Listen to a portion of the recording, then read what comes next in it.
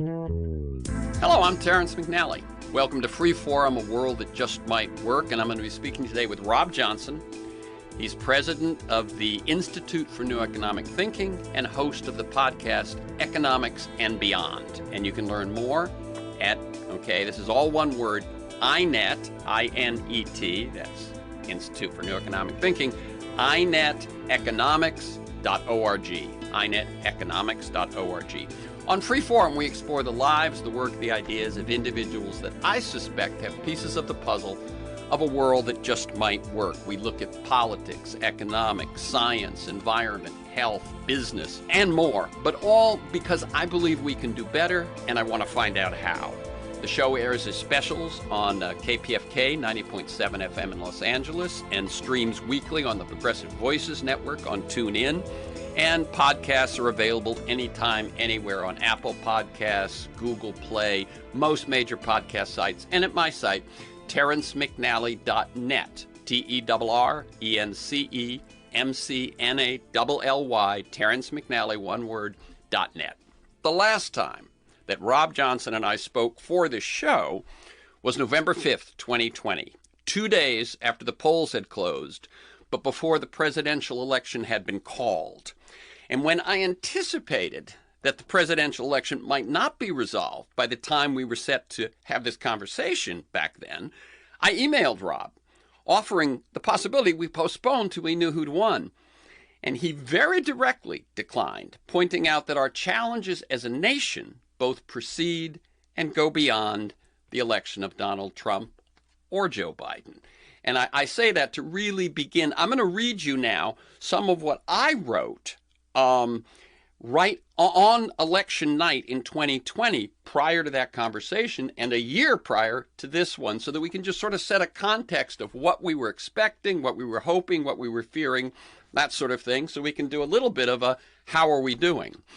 So this is what I had written before going to bed election night. Biden may win, but it saddens and sickens me that this election can be close. And I feel the dread weight at that point of the possibility of Trump's winning bearing down on me. Trump, the Republican Senate, the Republican governors have for the most part proven unfit. The economy and any semblance of normality, such as kids going to school, depend on getting the upper hand on the virus. Europe is showing that in the best of circumstances that's hard to do. But there's nothing to suggest that Trump will be any more willing or able to take responsibility at the federal level for a national response. We face some big challenges: global health of humans and the rest of nature, climate change, nuclear war, gross inequality, and for the 4 years of Trump, we've ignored or aggravated most of them. And we're going to go through more tough times. Remember, I'm writing this the night of the election in 2020, even just in terms of the pandemic and the economy, but add natural disasters, fires, police brutality, urban unrest, and the survival of democracy itself. We need to come together to deal with both our existential crisis and our tough times. Obama was elected to lead the nation and the economy out of the crash. Biden, if he triumphs, will be asked to lead the economy out of the pandemic. But Biden fails if the best he can do is deliver Obama 2.0. I found this quote on the website of the Institute for New Economic Thinking. When the economic system breaks, it spares no one. But such a crisis can provide an opportunity to work together to create real, lasting change. This is one of those times, a once-in-a-lifetime opportunity to transform economics as we know it. Now, that quote was referring to the Great Recession of 2008-2009. Well, it turns out that we actually had another once-in-a-lifetime opportunity present itself, and that was the pandemic. 2 once-in-a-lifetime opportunities in less than a decade. Under Obama, we did not transform economics. Not only that, we didn't respond in any meaningful way to most of the people who were hurting. Many of these people had felt left behind long before the crash, and enough of them turned out at the polls in the Rust Belt in 2016 to elect Donald Trump. So those were words written election night 2020. I read them now to set the context for today's conversation, recorded when Biden has been president for just over a year. I want to talk with Rob not so much about how the administration is doing, though that matters, and we'll touch on it, but even more about how society is doing.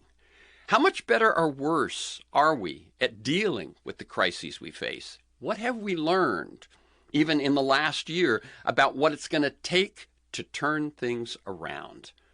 The U.S. as a society seems broken to me. If broken means unable to solve critical problems. And it's bigger than politics, it's bigger than economics.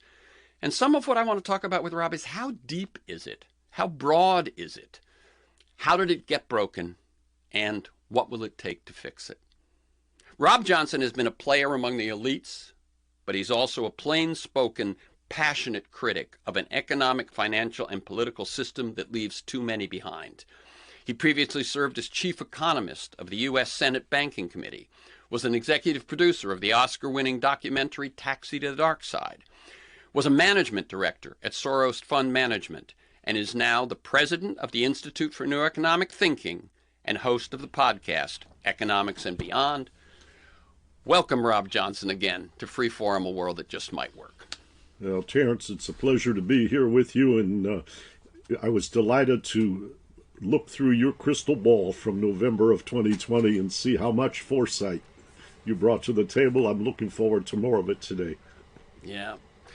I like listeners to get a feel for the people. I say we don't interview books or projects. We talk to people. So people behind the ideas and the work. And I'm going to throw you a curve. I know there's a segment of your life and career that doesn't show up in the bio very often, and that's your time in the music business. I want you to just tell me a little bit about your time in the music, what you did, and what you learned that stays with you in the work you do today. Okay.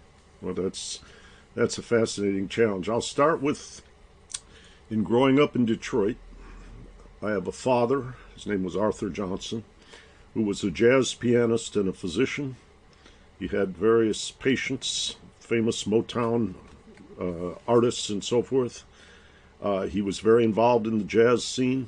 My mother was a choral singer for holidays and so forth with the Detroit Symphony and became their development director. So if you said to me, what did I learn? When I came home from sports practice, I'd take a shower. I'd sit at the top of the steps. Dad's on the piano, Mom's in the kitchen, she's singing along. I could tell, can I ask for an increase in my allowance? The car keys, report a bad test or report card. I could feel from the music where we were, and the music was more truthful than words. And so that, what you might call spirit compass, was a very, very big part of my childhood. And I got very involved in the music scene. Obviously, Motown music was there in Detroit, but even the British invasion in Iraq, I'm talking about late 60s, early 70s, and you would hearken back to the blues. So a little bit later in my life, when I left the financial industry, I set up a blues label. And I was very fortunate to meet and work with a man named Jim O'Neill, who founded Living Blues magazine. He had founded Rooster Blues, and I could work with him. I bought some masters from him, and then we worked on a whole variety of things. Some new artists at the time, Willie King, who won all kinds of W.C. Handy Awards for Best New Artists, and his song Terrorized was written as he watched 9/11, but it was a song about how his people had been terrorized, and we didn't have the sympathetic reaction that you were seeing for the people that were victimized in the buildings. And there were all kinds of dilemmas in that.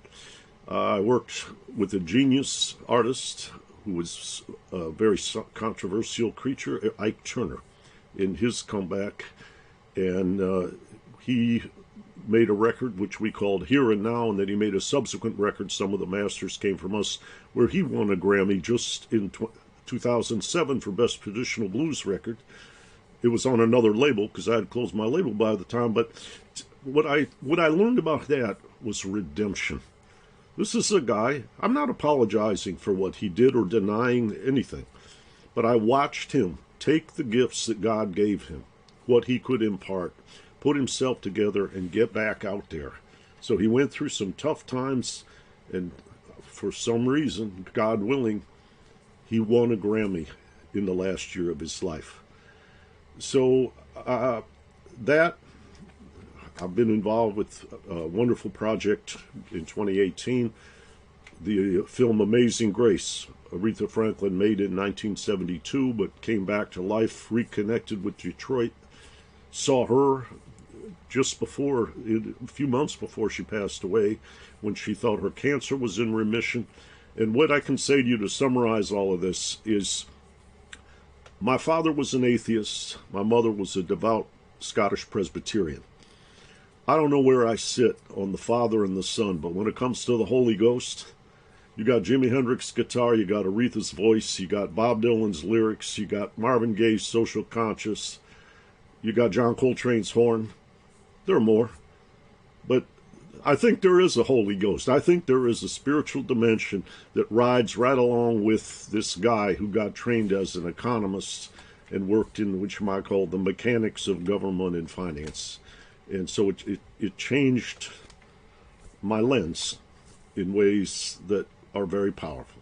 So let me ask you, any response to my introduction? You already said, that you think it's a good starting point, but any more specifics?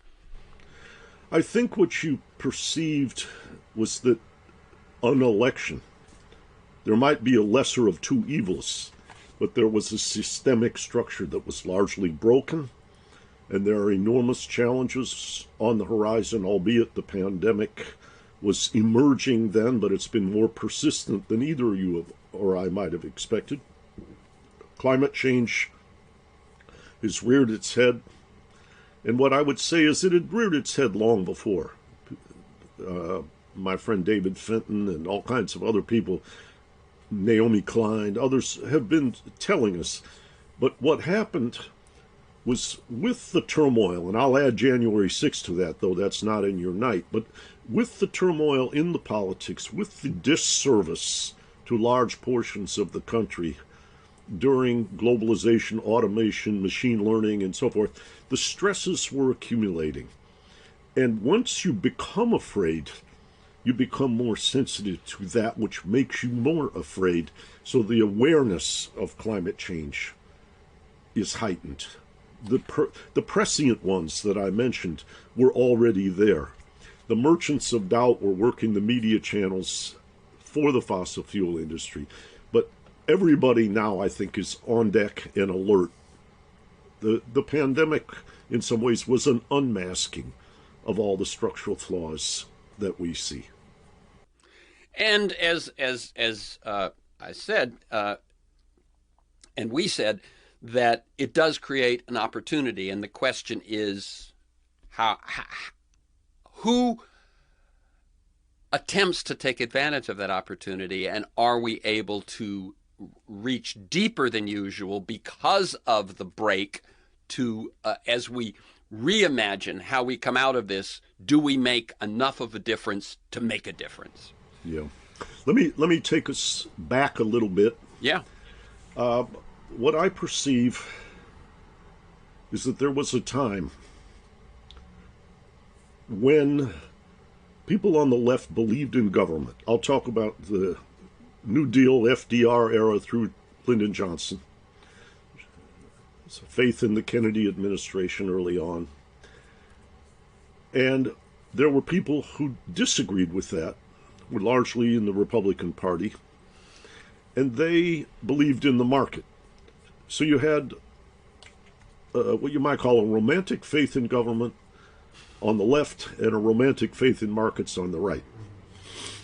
What's happened in recent years, as the role, I'll start with approximately the Carter administration, as the role of money in politics has become enormous, and my research director, Tom Ferguson, Benjamin Page, Martin Gillens, a lot of these scholars have really codified this. The role of money in politics led to something. There's a gentleman, a former musical artist named Stuart Zeckman, who gave a prescient podcast in 2010 where he said, an unnamed Obama official said, we can't go back to be like the No Deal. People don't believe in that anymore. And he dug into the Gallup polls that this anonymous Obama official put on an interview, I think on Politico or something. And in the Gallup polls, what did he find? He found that the people on the left didn't trust the government because he thought it was captured, that the role of money in politics had overridden the legitimacy of governance. And that has really scrambled our deck, bringing it closer to the surface now, or the present, not the surface. Let me jump in, if I may. I don't want to don't lose your train of thought, but two thoughts that have come to me so far. One is that one of the things that we were told was that presidential elections, that the influence of television in presidential elections happened in 1960 when the debate between Kennedy and Nixon were televised. I think the real revolution of television happened a bit later, when television advertising became the key component of campaigns, because that skyrocketed the money, and you had Republicans whose platforms, when they used to have them, were aligned with their funders. So the Republicans could go for touchdowns. They were doing their funders' bidding. Democrats, funders became the same. Clinton was the strongest one to go in that direction, although, as you say, once the price of campaigns changed, all Democrats began leaning in that direction. And yet they espouse principles, and this is very much that thing that we both have noticed and we'll talk about more. They espouse principles that weren't necessarily their funders, but were more the people. But if you're split that way, you don't go for touchdowns. You satisfy yourself with getting to the 20-yard line and kicking a field goal, and you end up losing. Go ahead. Yes, I think you're right on target. I'll cite my friend Tom Ferguson again, his book with Joel Rogers, Right Turn, the form of the Democratic Leadership Council, the move, which Clinton eventually became, which you might call the candidate of their choice. And people can lament, which you might call the immoral nature of that, but you're talking about something that's true. The structural change meant if you're going to thrive, you have to raise money. Now you got to find donors. And that transformed the very nature of politics. So when you come forward, a person like Barack Obama, there was a certain magic about him when he was a candidate in 2007 and 8. I had a son who was in college at the time at Pomona College in California, and he said, Dad, your generation makes sure that Obama's going to win. I said, why is that? He said, because you guys all talk romantically about the civil rights movement and the anti-war movement. He's anti-Iraq war. He sounds like a preacher. This guy's going to get elected. The young people are really going to flock to it, and so will your generation. We did. But then the money concentration of Wall Street and the bailouts, as David Sirota has recently articulated beautifully in his podcast that he made with my old friend Alex Gibney called Meltdown, which you can get on Audible for free. That changed us into an environment where, as you're saying, you're trying to kick a field goal, but you got the Tea Party on one side and Occupy Wall Street spawned on the other. Nobody's happy with field goals. And then it continues on. Republican control of the House, role of the Senate, Donald Trump elected. I was in Detroit the night before the election in 2016 preparing for a conference that we were doing on the Friday after the election. And I talked to a man who used to work in a building as a security officer where my father worked. And I asked him, what do you think is going to happen in the election? He said, Mr. Johnson, when there is nothing on the menu anybody wants to order, they don't go out to dinner. There's not going to be turnout. And I said, well, got Trump in this, and he said, well, Trump's telling everybody the system is rigged and the big three have lost all the jobs. Very few people have talked that kind of truth. I said, okay, why'd you come out for him? Well, I'm scared of him. What about on the Clinton side? Well, they did NAFTA. They did criminal justice reform. They did welfare reform. That's not going to sell in Michigan. And as you know, Donald Trump won, I think, by 13,000 votes in the state. Why didn't the bailout of the auto companies play bigger in that vote? I've always wondered that, and you may know. I don't know, but I heard from people who stayed there. I have a lot of friends who gone to law school, gone to MBAs and stuff that work in the southeastern Michigan. And what they said was that the bailout of the auto industry took care of the white-collar workers, but allowed some of the money to be used to build new plants in China and Mexico. Now, I don't have a zoom lens on that, but that is what I kept hearing over and over and over. When Trump got nominated in Cleveland, he came to Detroit, to the Economic Club of Detroit, and he took on top management. He didn't pander to donors in that theatrical episode. Obviously, you might say in the subsequent years, because that structural system we're talking about is there, he seduced and abandoned the people that he got to support him with his tax cuts and support for the fossil fuel industry and what have you.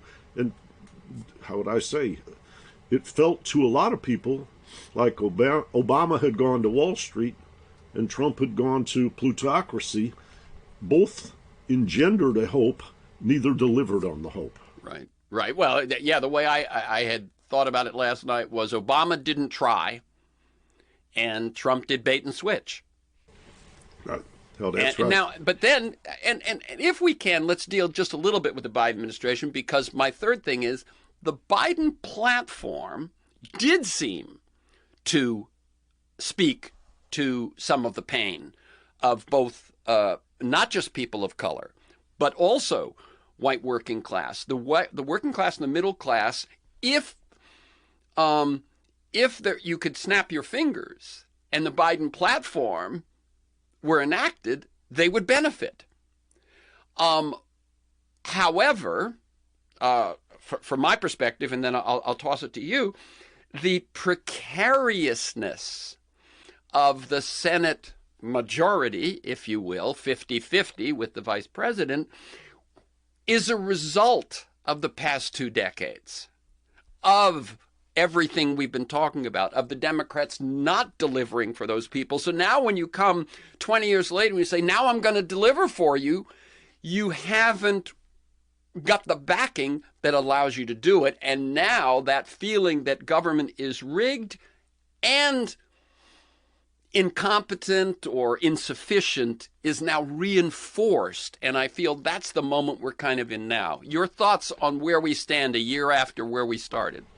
I think that's right. I mean, my own intuition at the time was that someone like Bernie Sanders or Elizabeth Warren put a progressive platform out there, but nobody trusted that they could navigate the rapids of this system.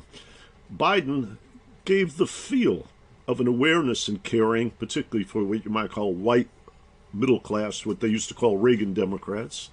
So people thought he may be the guy that can take the Reagan Democrats back from Trump and win. But once he won, he inherited the system that you talked about, and what you might call the stalemates, Build Back Better, can't change the filibuster, all the kind of things that are taking place. It's demoralizing the public. This current debate about whether congressional officials working on policy ought to be able to buy stocks in the realm where they are the architects of what will be the rules of the game or the enforcement is also, it's extremely demoralizing. And it also makes you feel almost like the politicians are tone deaf about what angst is out there. And what kills me, Rob, is that the people that like Pelosi, let's say, and others, the people in power in the Democratic Party, they've made enough damn money They're old. They've made plenty. To right now come out for that policy full force would be such a smart thing to do.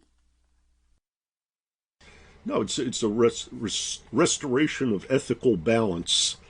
Is on, how would I say? It's what the doctor ordered. In part, it's not sufficient, but it's a dimension of it, and it's symbolic of a healthier sense of governance. And the other thing that I find very, very painful, and, coming from Detroit creates some of the echoes here. I always tell people I grew up in the city that America divorced when it needed help. But when I see evidence that INET has fostered in some of his research about, let's call the geography of up and down in the economy, in the localities where there's a downturn, obviously surveys of anxiety about health and future economic prosperity, concern about for your children, rises up in the surveys. When you look at the geographic map in the United States, and I'll go beyond that in a moment, but when you look at that geographic map, what you see is the places where people are anxious about employment security are also the places where racial animosity explodes. People blame others when they're scared. And the destruction, my friend and scholar Peter Temin wrote a book about the decline of the middle class. And what he essentially said is, because of automation and other things, we transform to a service-based economy. With a service-based economy, there are two kinds of services: low-margin services, what they call like flipping hamburgers or whatever, and high-margin services that require an education. So in the old days, people like the great Nobel laureate W. Arthur Lewis talked about the migration from the farm to the cities and the plants. The Wizard of Oz is a parable of that whole thing. But you were moving to high productivity. Today, the movement from low to high productivity services is through the education system. But when you had all this racial animosity, all of the turmoil impeded the formulation of a national education platform, what we call public schools, so that everybody could have a chance to go up that escalator.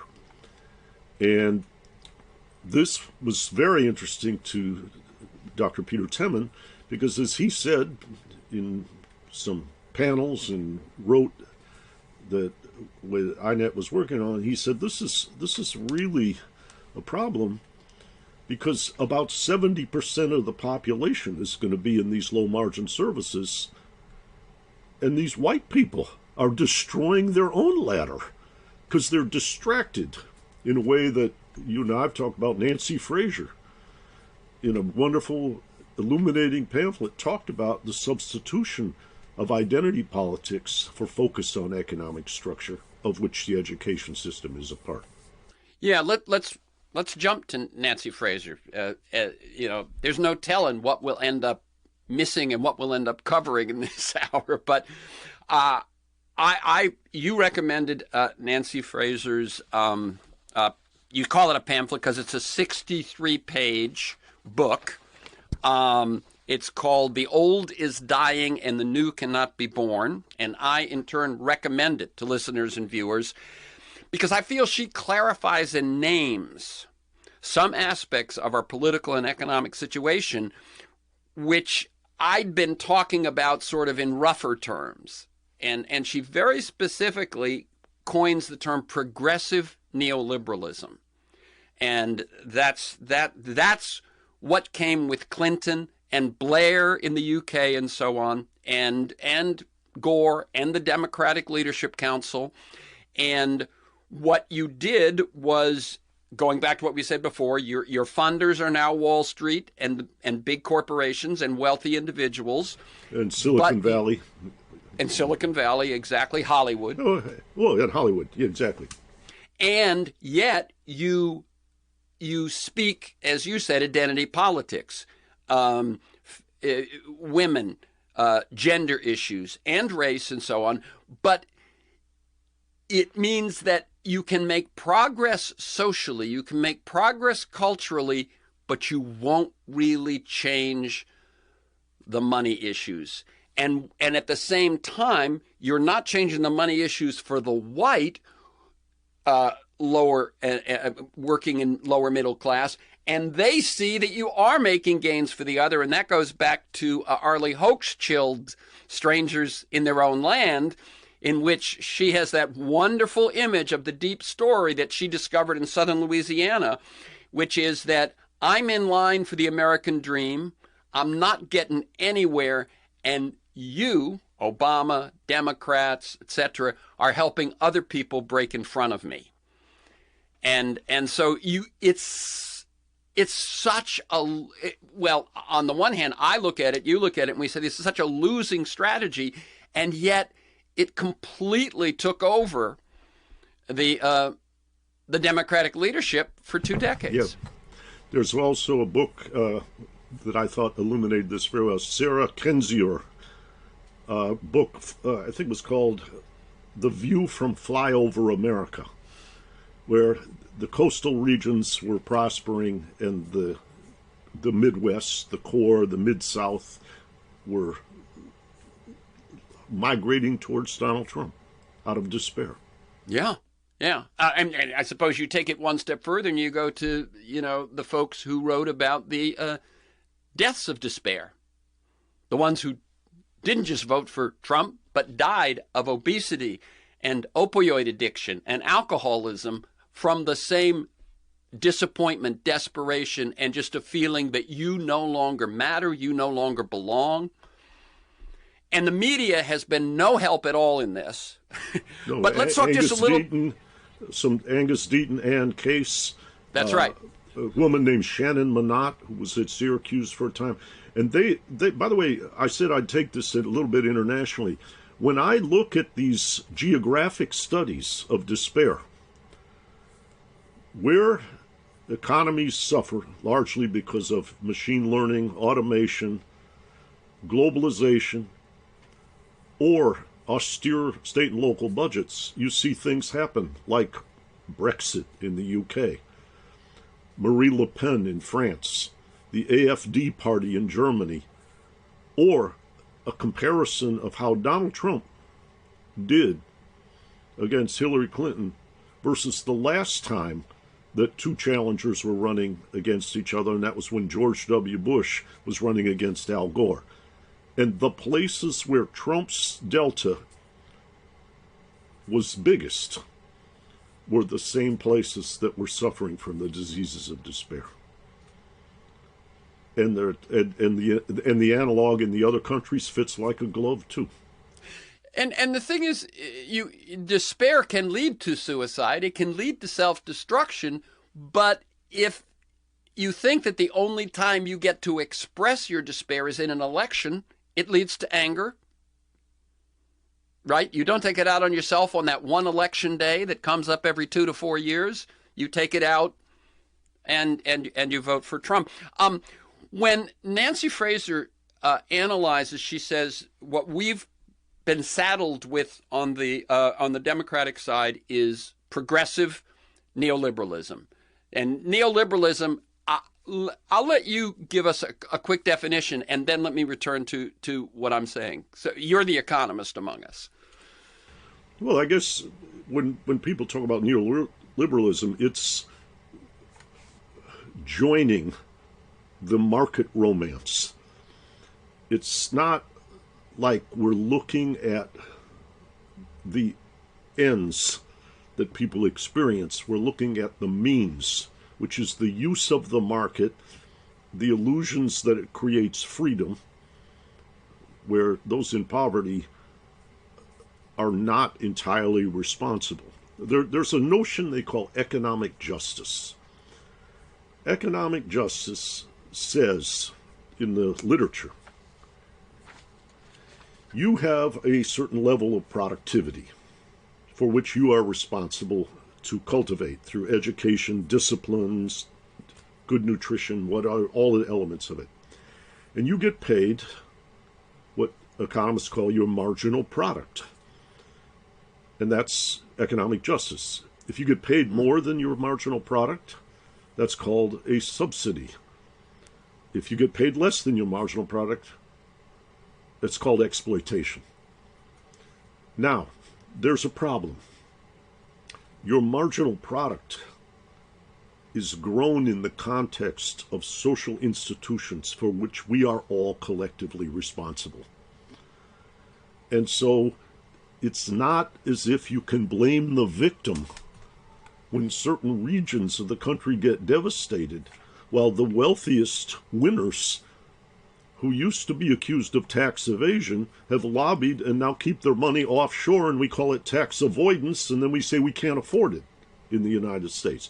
So the collective systemic design has an awful lot to do with whether your position of productivity and economic justice allows you to support a family, your health, your life, etc. In other words, the illusion that neoliberalism fosters or contributes and promotes, to and relies is that on. The market is providing that vitality and efficiency, and that there is no collective responsibility. And that's a convenient ideology for a progressive Democrat who needs to go raise money in order to get reelected. Right. And I think offline, I've shared this with you. I recently interviewed, in the last few months, both Branko Milanovic, economist who's a great focused on inequality. Done a lot of work with him. Yeah, he's great. And Rebecca Henderson at the Business School at Harvard. And both of them said that when the raising of stockholder value becomes the primary goal of corporate action, rather than in other countries and in other times, it's been much broader than that. But Milton Friedman suggested in 1970 that it should just be the stock price. When you do that, it becomes logical, in pursuit of that goal, to rig the rules you play by. The return for the stockholder is going to be improved if you can use your wealth and your influence to rig the rules. And that's what corporations have done. It was, of course, accelerated with Citizens United. But at that point, capitalism has no chance of fulfilling an illusion of fairness. Well, the idea of capitalism is that it is embedded in a democracy that governs it to give it its moral legitimacy. And when the servant becomes the master, when you have the inversion, as I guess Sting had that song, Wrapped Around Your Finger, then the moral legitimacy of the system breaks down, and the side effects, the results, the despair, the unresponsiveness of the system becomes rampant. Okay, we're a little past the midpoint here. Let me tell people, this is Freeforum, a world that just might work. I'm Terence McNally. I'm speaking today with Rob Johnson. He's president of the Institute for New Economic Thinking and host of the podcast Economics and Beyond. And you can learn more about all of what we've been talking about and more at ineteconomics.org. INET, Institute for New Economic Thinking, INET Economics, all one word, .org.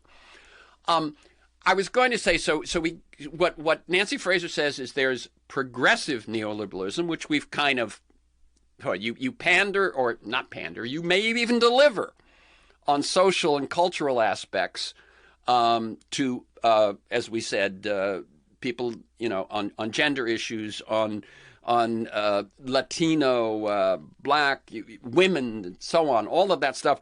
But you don't deliver where it really matters. And then the rival is reactionary neoliberalism, the old-fashioned one that makes no bones about who's what its vision is and what it's trying to do.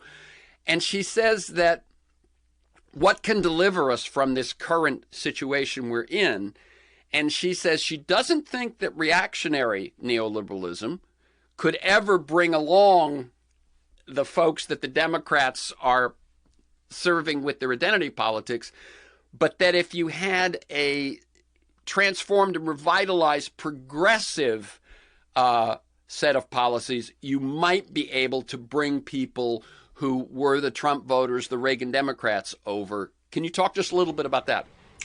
Yeah, let me start with something that really sticks in my craw.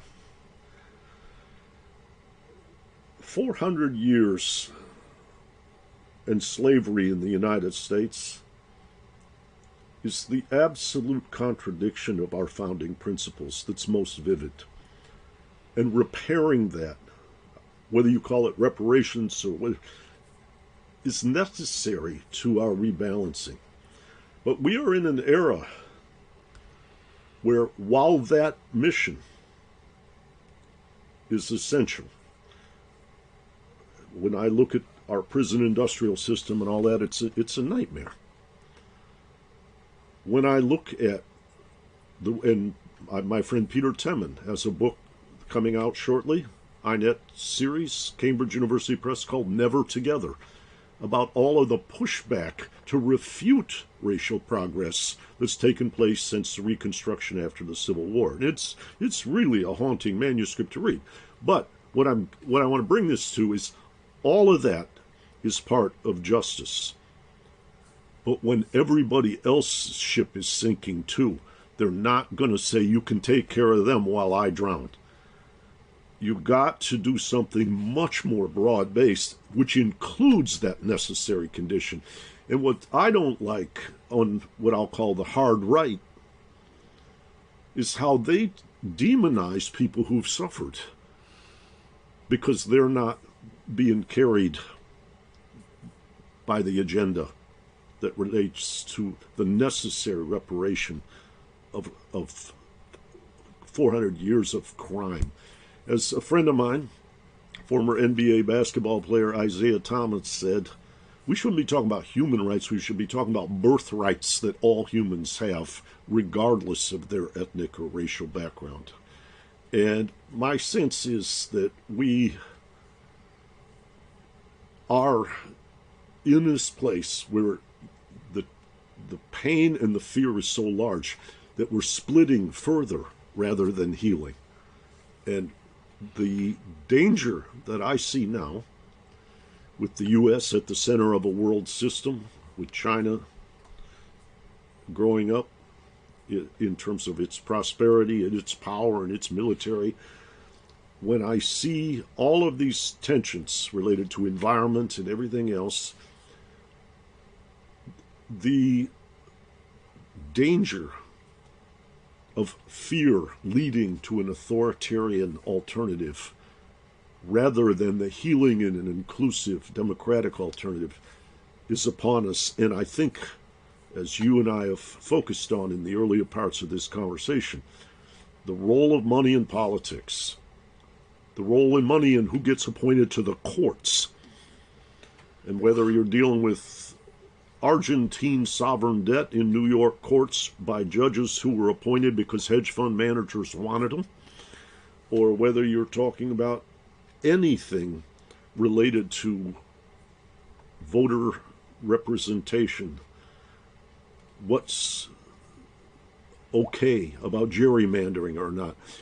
The struggle to disenfranchise for concentrated powerful interest benefit is terrifying.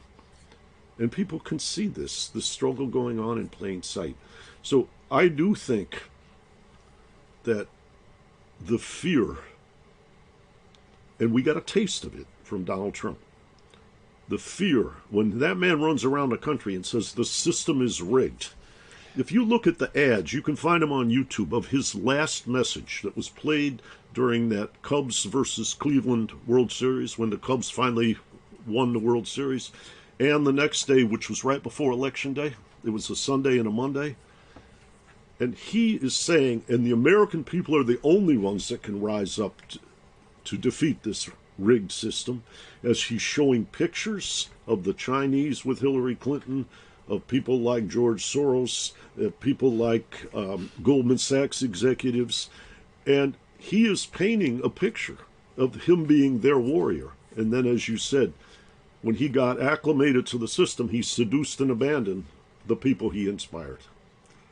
So he found a taste of the disease to surf on, but he didn't heal it. And if we don't get into the healing business now, with climate change requiring us to both heal and massively transform the economy, and I want to say one last piece, when you have to do something as large as climate change, the scale of the transformation terrifies people. People from West Virginia say, I saw what happened to Cleveland and Detroit. Why should I join this romance when you guys are going to leave us behind and crush us? In other words, the resistance to the obvious dangers of climate come from the people who don't trust the system to create transformational energy so that we're all better off. Yeah.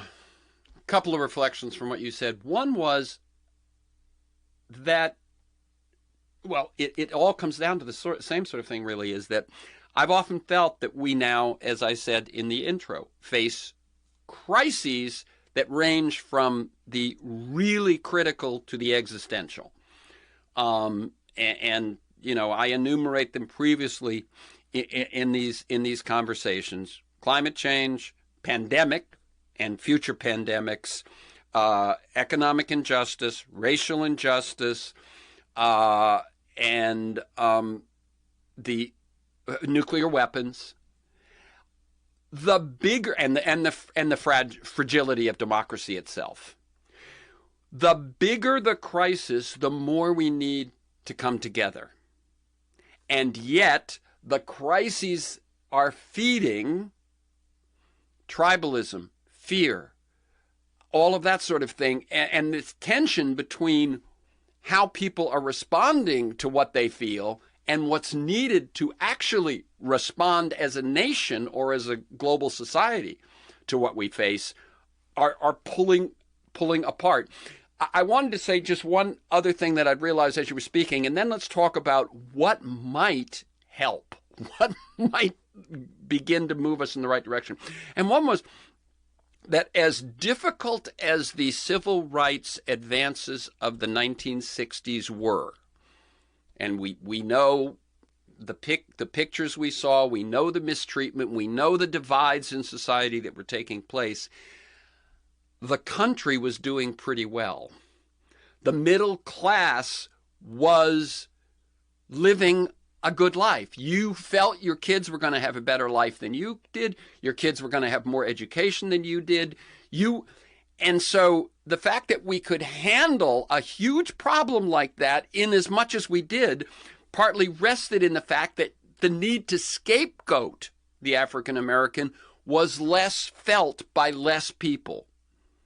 Or you know what I'm saying. Well, they didn't see it as a zero-sum game. That's right. They saw us on an escalator. Yeah. Right. Yeah. And those were the biggest advances we made in the 20th century, were because, and now when the last 50 years have hollowed out the possibilities for those people, now you try to solve critical problems and you run into what we're talking about: resignation, anger, tribalism, fear, etc. How, I think about this a lot, you think about this a lot, how are we going to be able to move together to solve some of this? We're talking about systemic change.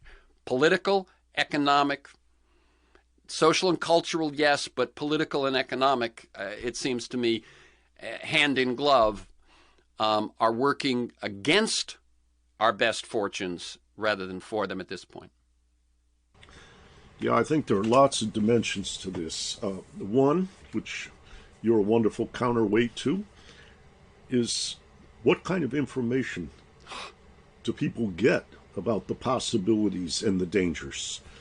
If you say universities are dependent on big corporate laboratories and wealthy donors, if you say the mainstream media is dependent upon advertisers, if you say the arts are dependent upon big institutional companies that sponsor tours, because people don't make monies from CDs and stuff anymore. They make it from their live act and being on the road and selling their merchandise.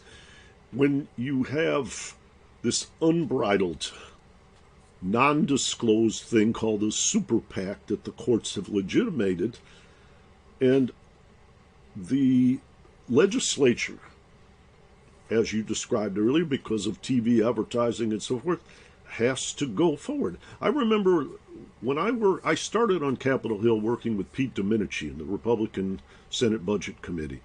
And I remember sitting one day with the late Bob Dole talking.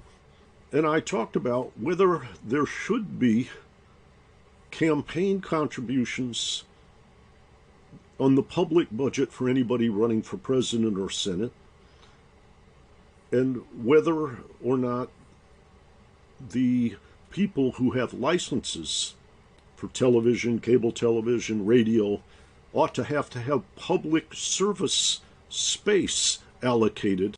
And where I got to in this conversation was not about freedom and democracy. It was about concern about fiscal discipline. Because if everybody had to sell all kinds of boondoggle projects in order to raise money for their election, the public is going to get billed more than they would if they became collectively the sponsors of the election. And was very thoughtful, but didn't think we could pull it off. He thought that the lobbyists and others could kill it, and it's not a bill that we could ever create. But these structural things that you talked about, this was in 1984, 85, 86 kind of window, are saying to me, money in politics, money in the media, fracting education towards credentializing. Yeah, one thing that people may not, I just want to jump in on the edge. One thing that people may not realize, although if you have kids in college, you may, is that the percentage of what public colleges get from the taxpayer as a part of their budget has shrunk and shrunk and shrunk. The heyday under Clark Kerr of the California system as the model for the world, those were public systems, and between tuition, which was almost nothing, it was mostly paid for by the taxpayers, and now most of a majority of the budget of public schools is from corporations. That changes the institution. That changes what students are getting. That changes what we can hope for from education. I think the California system in its vitality is now being replaced by California administrators and so forth saying we have to go take out-of-state students and we got to take foreign students because they ain't enough to help us get down the tracks. And so the pressures on deans and boards of these universities. Well, and also just that much of the research is funded by the people that you would hope would not have their hands in that research, so that research could be unbiased, really, and move us forward. And if if a great deal of the research is funded by the people that it might have to tinker with, or it might have to, change their way of doing business, we're in trouble. So it's interesting. So what you've said is money in politics, money in education, money in the arts creates its own self-fulfilling sort of system, which has taken us to where we are today. I'd say correcting that, number one, and even before that, I go after the super PACs and Citizens United decision. We've got to get to the place where we disclose what the money's doing so it can be monitored and revealed and debated, and allowing that hidden power scenes to prevail is, which my call the degree of corruption. If incumbents are funded by these structures we want to change or do away with, how will we be able to do that? And I'm sure that's what Bob Dole was saying when he said, I don't think it'll happen. That's very tricky, because what you're saying is an incumbent has an advantage. They have a policy they can sell. So a challenger comes in and you're saying, let's change the law and you guys got to vote for it, that puts you at more risk of. That's not likely to succeed. But the alternatives we've talked about, dread authoritarian all kinds of ways of suppressing representation and suppressing voting participation. I don't know. I don't know where those things lead. So we're pretty much near the end of this, Rob, but we've opened up a lot of problems and kind of and put forward a very challenging solution. What is either, I mean, your kind of where you come down to as you go to sleep each night thinking about this stuff, or as you get up in the morning thinking, where do you, in your gut, in your heart, where do you think where is our path to actually solving some of this, which, given the crises we've talked about, is serious business for us, for our children, and for the rest of the planet? Yep. I think that we are in a place where each individual in our republic has to start with resisting their own temptation to rage from fear. That's a building block. I think that we have to collectively, including the very powerful, look at the role of money in politics and in what type of information we're exposed to. And I think we have to collectively explore the dangers which you cited earlier. Nuclear war. Daniel Ellsberg's book, The Doomsday Machine, is a beautiful portrait of an unnecessary risk to life on Earth. The areas related to the pandemic and health. One of the things that haunts me about the pandemic is I have friends who are in the anti-vaccine camp. I'm saying, and you and I might agree, I don't want you to hurt me and me to hurt you. They're saying, I'm not going to let the pharma industry make money hurting my body when they never tell me what the side effects are until somebody gets damaged. They control the politics. So I think there's a lot of diagnosis, I'm a doctor's son, before remedy, but we have to come at it constructively in the spirit of the lives of our children and grandchildren. Climate, nuclear war, the allocation of money for elder care, the allocation of money for domestic, broad-based prosperity and vitality and education, and the coercive role of money sits at the center of all of this.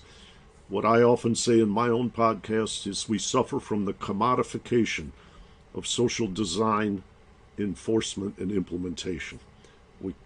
These are not commodities, they are public goods in a healthy republic. Yeah. And necessities for a healthy republic. Yes, absolutely. I think. Absolutely. Yeah. God. Okay. It's a formidable challenge. I'm not talking about some, fantasy that's an easy road out. But I think we have to embrace it now because the dangers vis-a-vis climate, nuclear war, social unrest, authoritarian alternative are very, very powerful. And let me throw just one other thing out there, and then I'm going to wrap this up, which is that given the existential crises we may face in terms of climate change, if democracy and democratic countries prove unable to deal with it, and China, because of its authoritarian ability to pivot and mobilize on a dime, is who we all end up relying on to save us, then what have we done as the stewards of democracy? I think there's a level of this that people just don't get of how precarious a position There's a wonderful debate going on in British Columbia. Joel Wainwright and Jeffrey Mann have written a book called Climate Leviathan, which I would recommend. And Seth Klein, Naomi Klein's brother, wrote a book called The Good War. And what they've gotten into in their explorations and conversations is something like war preparation, overriding the market, setting the incentive, using the market ingredients, meaning companies and firms and knowledge and engineering, may be necessary, but it's got to be guided by government. The other side of the debate is the fear that that is a conduit to an authoritarian transformation. And so those dilemmas, these three individuals I mentioned, are exploring in a very deep and vivid and serious way. And it's worthy of, how do I say, paying attention to their thinking. Okay. We could obviously go on for a long time, but we'll bring it to a close. Again, Rob is president of the Institute for New Economic Thinking and host of the podcast Economics and Beyond. And you can learn more at INET Economics, all one word, INET economics.org. For this conversation and many other interviews and articles, to join me in pursuit of a world that just might work, go to TerrenceMcNally.net, TerrenceMcNally, Terrence McNally, one word, .net, or aworldthatjustmightwork.com. They're the same website. If you want to get my weekly email announcement telling you who's going to be on and what we're going to talk about, and I usually put in about 10 relevant, timely articles, not necessarily of that week's conversation, but of what we cover on this program, you can email me at temcnally@mac.com or sign up at my site. You can also sign up to subscribe to it on most of the podcast sites, Apple Podcasts and so on. You can sign up there. And you can find years of podcasts at my site or at any of the major podcast sites, as I said, Michael Lewis, Naomi Klein, Bill McKibben, Van Jones, Connie Rice, Greg Boyle, George Packer, you name it. You can also follow me on Twitter at McNally Terrence. And thanks to Kiana Williams in production, George Vasilopoulos at Progressive Voices, and most of all to you, my listeners and viewers, please enjoy this and share this widely. Thank you.